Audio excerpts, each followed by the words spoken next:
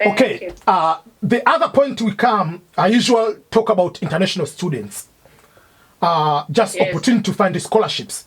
I've been focusing more on scholarship because I'm the beneficiary of scholarships. I came in America for the first time 2008 through scholarship.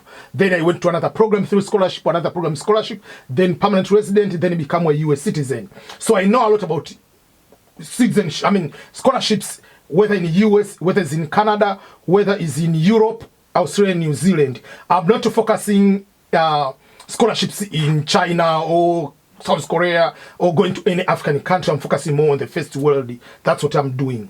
But usually I tell people, if you get opportunity to apply for scholarships or education, you get Canada, US, and Europe. Number one country to consider, I usually tell people go to Canada.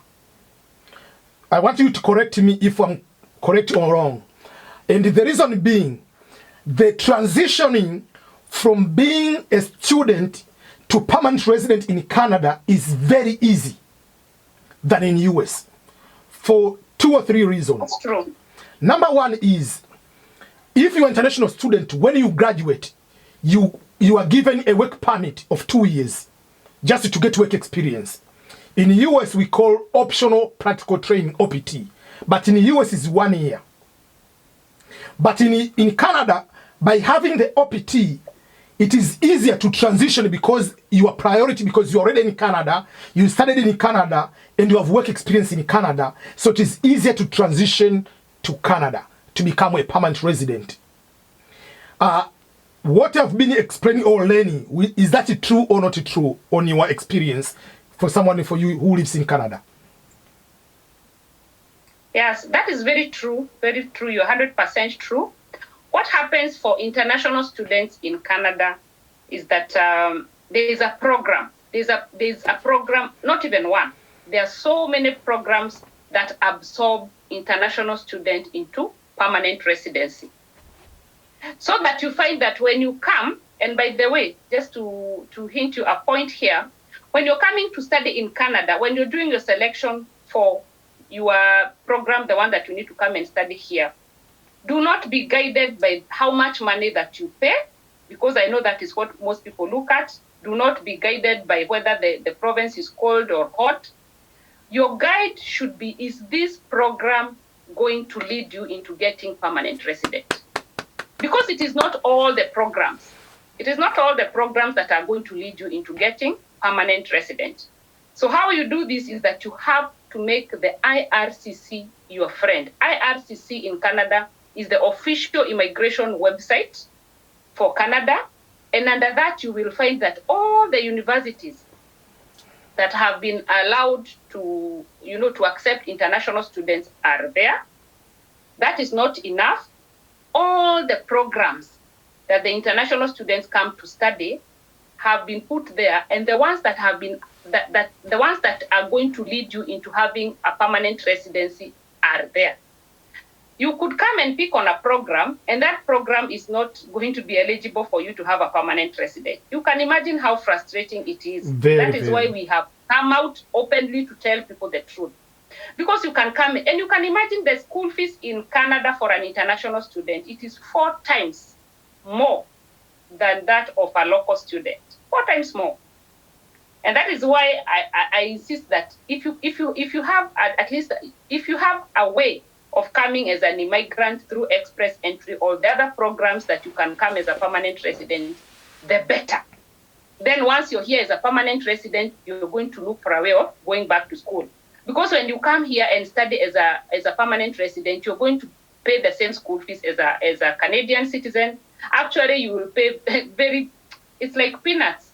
And on top of that, you have grants. The government gives you grants to study.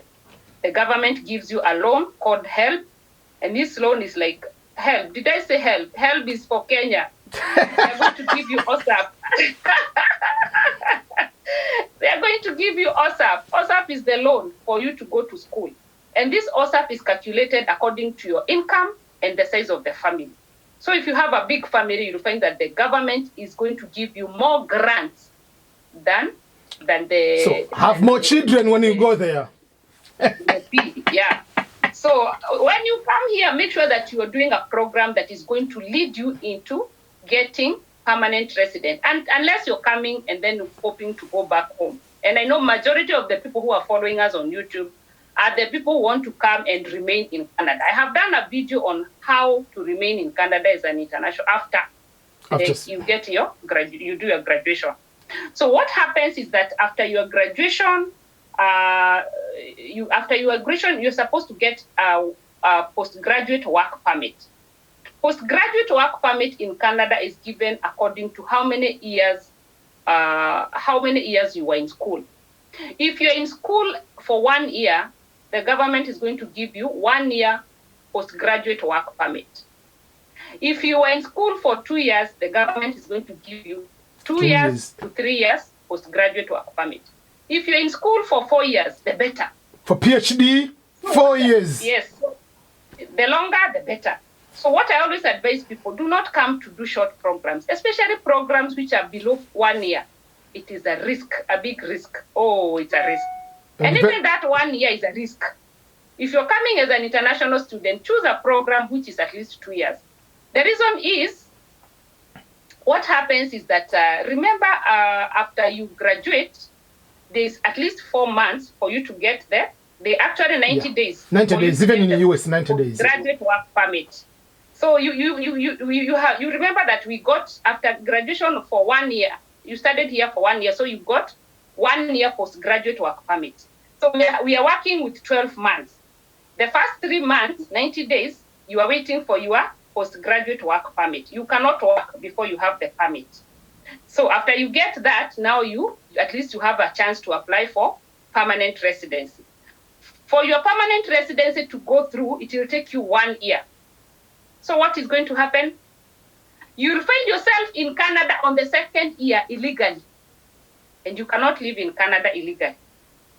So what are you going to do? You'll be forced either to go back home or to pick on another program to at least have one program each year for 2 years, so that at least when you study different programs for 2 years, 1 year and another 1 year, that is 2 years.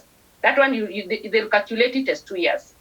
So in case you find yourself in Canada doing one program, make sure that after that one program, don't rush into applying for permanent resident. Add another 1 year for study. It means a lot. So that after you add that 1 year, now you have 2 to 3 years for you to do the process for permanent resident. Yes, and permanent resident is going to take you around 1 year. And now with COVID, it is even longer. Yes. Yes. And to add on that, one long time I made a video about the list of the universities which have scholarships. These are very competitive. Remember, the problem of many people in Africa, I can start with the Tanzanians, I'm giving an example, we are so slow. We don't want to follow all the procedures. There are people in China, when they say international students, they don't care where you're coming from. So someone from India and someone from Kenya or from Ghana will be treated the same. So if they tell you, take the English proficiency test, make sure you write a resume in a competitive way, you need to do that. If you don't do that, there is someone in Nigeria is going to do that. So they're not going to take you just because you say you are orphan. They don't care. So you need to be competitive on this scholarship part. But also there are other ways, especially if you have already good degrees, find a way on how to learn to follow through these programs like Express Entry and other programs at the same time.